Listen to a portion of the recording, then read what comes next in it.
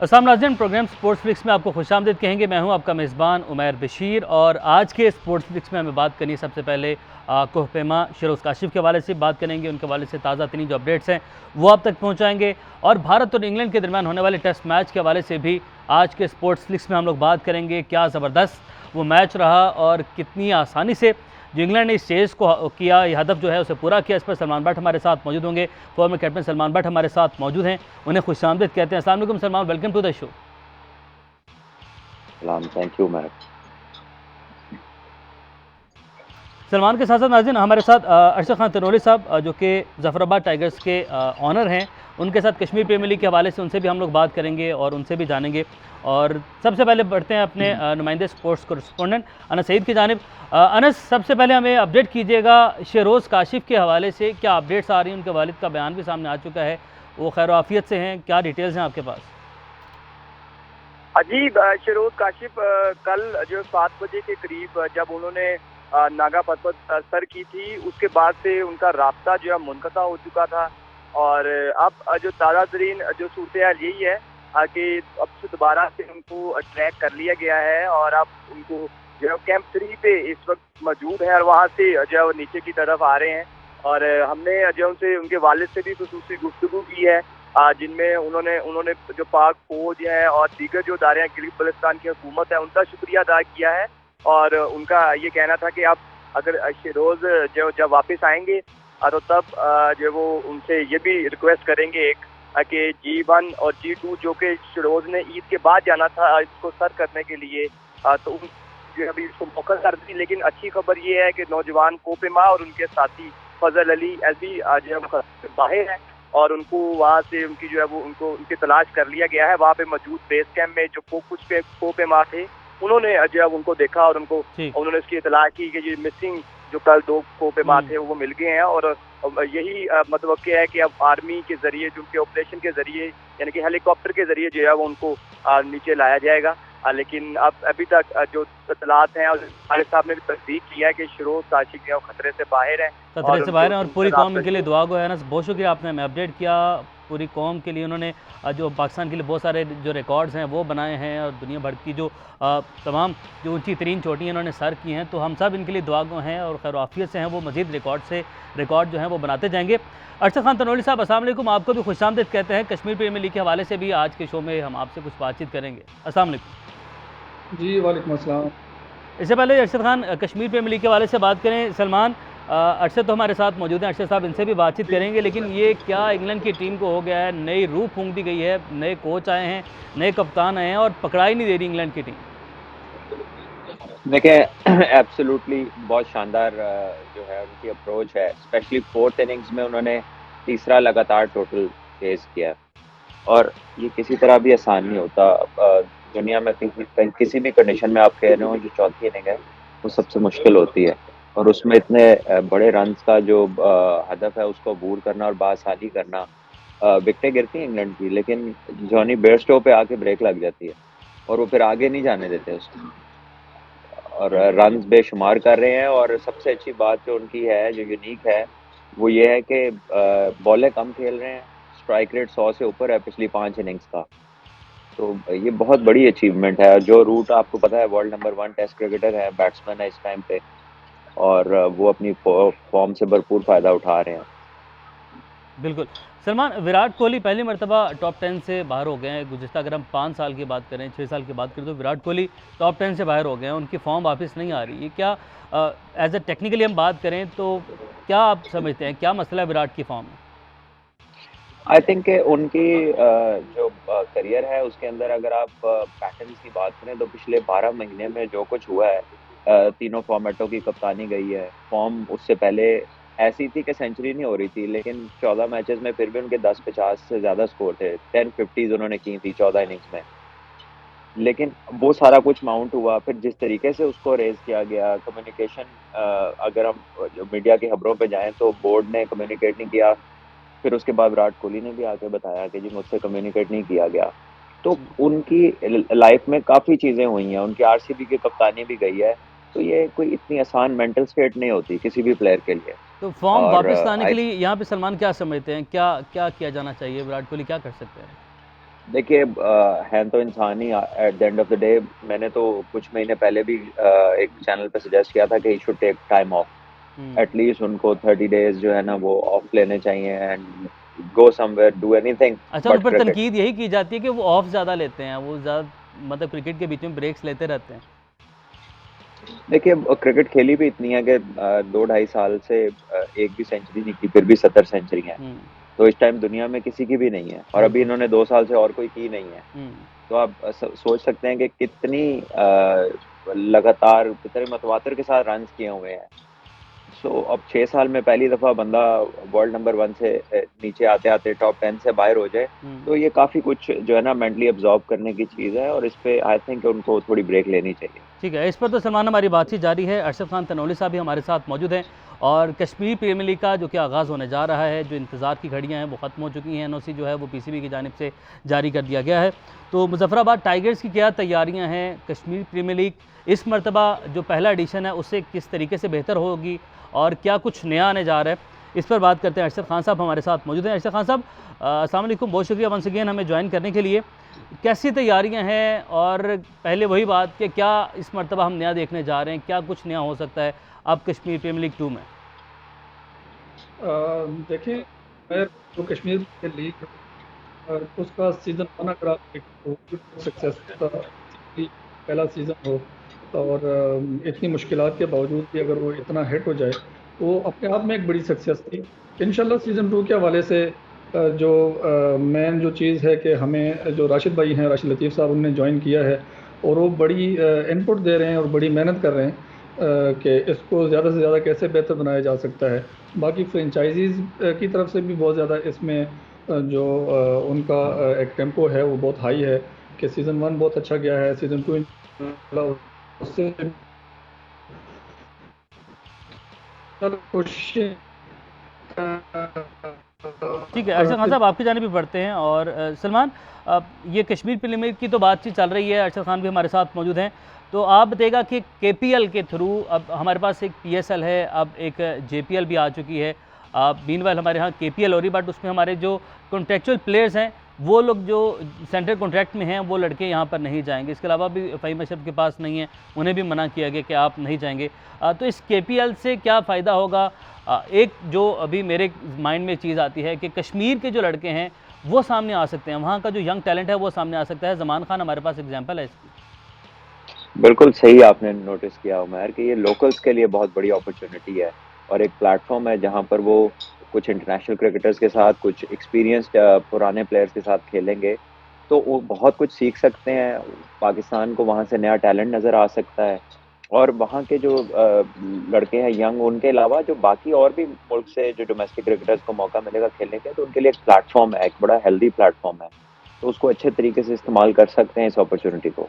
ठीक है, अब जिस तरह ज़मान खान सामने आया, और अब इसमें क्या आप समझते हैं कि हमारे जो लड़के जो कि हमारे सेंट्रल कॉन्ट्रैक्ट में चले नहीं हैं लड़के, बट जो बाकी लड़के हैं, जिस तरह फ़हीम अशरफ को इस मरतबा कॉन्ट्रैक्ट नहीं दिया गया, और कुछ लड़के हैं जो कि लंका प्रीमियर लीग खेलने जा रहे हैं, तो वो लड़के अगर यहाँ पर आएँ, हमारे जो सिस्टम के लड़के हैं वो अगर ये केपीएल में खेलें, तो लड़का जो वहाँ का है, वहाँ का जो टैलेंट है, वो ज़्यादा ग्रूम हो सकता है। बिल्कुल, देखिए उनकी प्रेज़ेंस से तो ज़्यादा हेल्प मिलेगी क्योंकि वो करंटली पाकिस्तान के लिए खेल रहे हैं। हम्म। लेकिन मुझे नहीं पता बोर्ड की पॉलिसी जो है वो किस तरह से उन्होंने ये डिसाइड किया है, लेकिन एक बात तो है कि पाकिस्तान की टीम तो चली गई है हम्म। श्रीलंका बिल्कुल। टेस्ट मैचेस खेलने, और लड़कों की कमिटमेंट्स दूसरी जगहों पे भी खेल रहे हैं हमारे कुछ लड़के। आप हम्म। इंग्लैंड में काफ़ी लड़के खेल रहे हैं। तो आई गेस कि उन सबको देखते हुए क्रिकेट बोर्ड ने ये डिसाइड किया होगा, लेकिन फिर भी हम्म। जितने जो बाकी लोग हैं, जो यंगस्टर्स हैं, उनके लिए बहुत अच्छी अपॉर्चुनिटी है। बिल्कुल।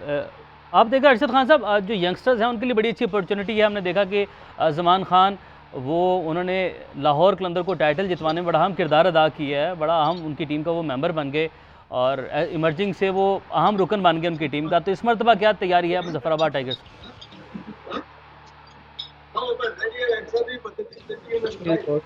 वहाँ के टैलेंट को सामने लाने के लिए ही शुरू की गई है और उसका ऑब्जेक्टिव भी यही है। लेकिन मेरे नॉलेज में ये बात नहीं है कि पाकिस्तान क्रिकेट बोर्ड ने एज ए पॉलिसी कोई ऐसा डिसीजन लिया है कि सेंट्रल कॉन्ट्रैक्टेड प्लेयर नहीं खेलेंगे।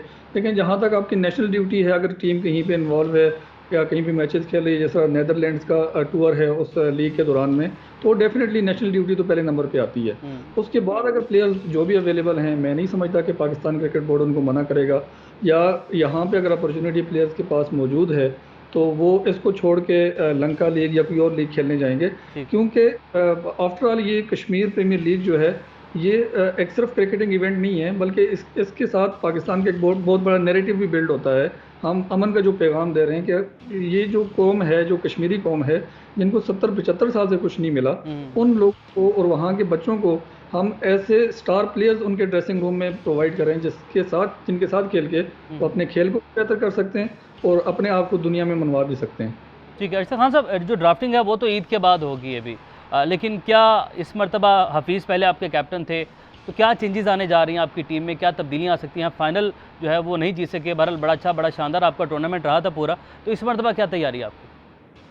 जी डेफिनेटली मोहम्मद हफीज़ ही लीड करेंगे मुजफ्फराबाद टाइगर्स को, और उसके अलावा जो रिटेंशन पॉलिसी है उसके अंदर रहते हुए जितने भी हमारे अच्छे रिसोर्सेज हैं हम उनको रिटेन करने की कोशिश करेंगे, और बाकी जो जितने भी हमारे पास जो पूल आएगा, अभी रजिस्ट्रेशन ओपन हुई है प्लेयर्स की, तो उसके अंदर इंशाल्लाह जो हमारी मैनेजमेंट है वो बेहतरीन टीम इंशाल्लाह जो सिलेक्ट करेगी। इंटरनेशनल जो है प्लेयर्स की जो रिप्रेजेंटेशन है उसके लिए क्या आप तक अभी तक खबरें पहुंची हैं? कौन कौन से ऐसे खिलाड़ी हैं जिनको आप अप्रोच करने जा रहे हैं, जो इंटरनेशनल प्लेयर्स की खुसूसन मैं बात कर रहा हूँ? देखिए इंटरनेशनल प्लेयर्स में जो पिछले साल पॉलिसी थी पाकिस्तान क्रिकेट बोर्ड ने जो दी थी, सेम इस साल भी है कि जो वो रिटायर्ड प्लेयर होने चाहिए और 2 साल से उनकी फीचरिंग ना हो किसी लीग के अंदर, तो मेरा ख्याल है कि वो इतना हेल्प नहीं करेगा। गुज़श्ता सीज़न में भी हमने तिलकरत ने दिलशान को साइन किया था, लेकिन अनफॉर्चुनेटली कोविड की वजह से वो हिस्सा नहीं बन सके थे हमारी टीम का।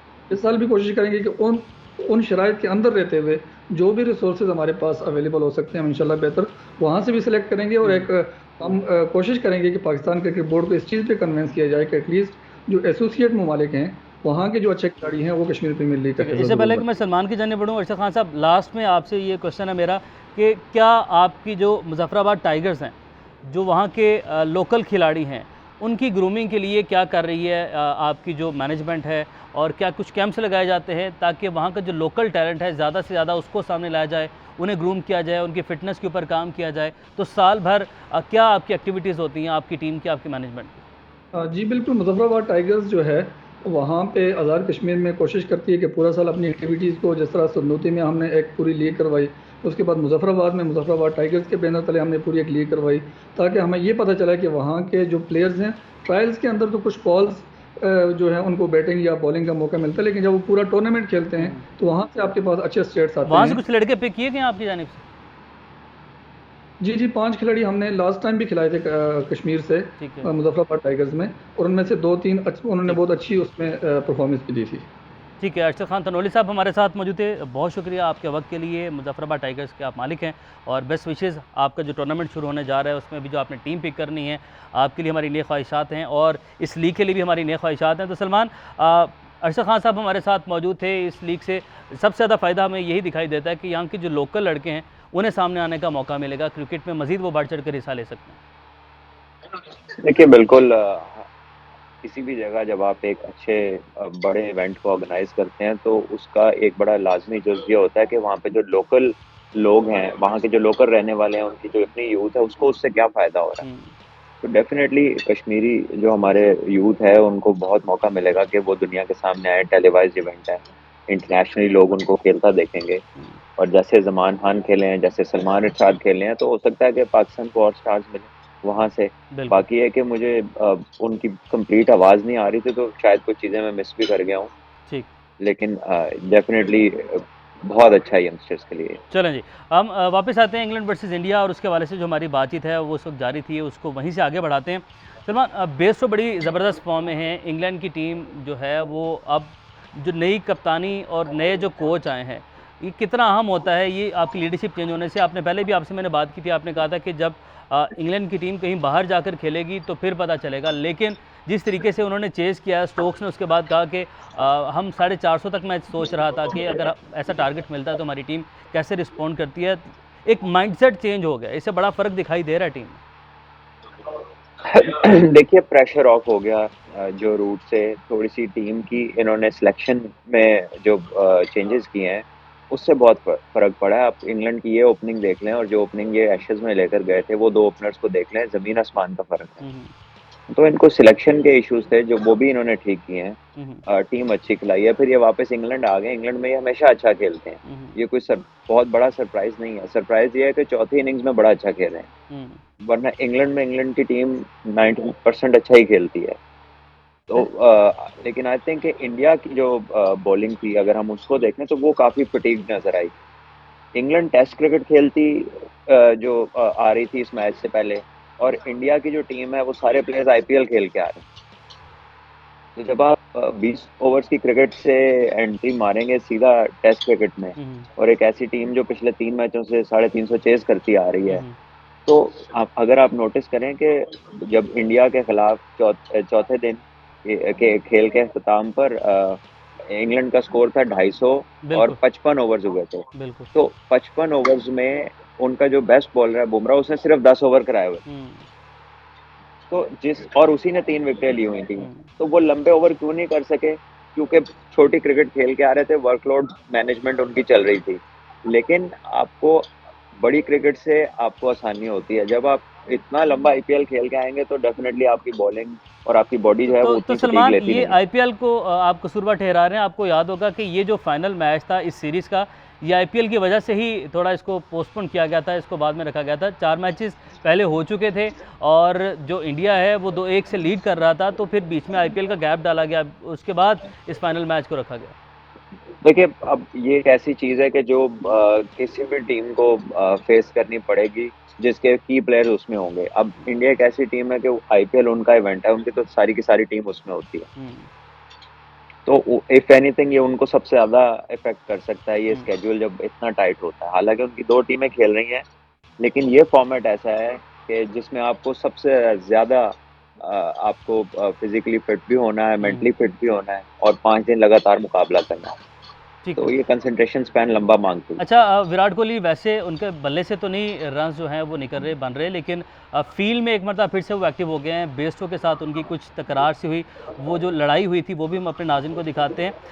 विराट कोहली जोनी बेस्टो के दरमियान क्या तकरार हुई, उसके बाद जब रन आउट हुए बेस्टो, उसके बाद वहाँ पर क्या सूरत हाल रही, विराट के क्या एक्शन थे, पहले अपने नाज़रीन को वो दिखाते हैं, फिर इस पर मज़ीद हम आगे बात भी करते हैं। Just beautifully bowled.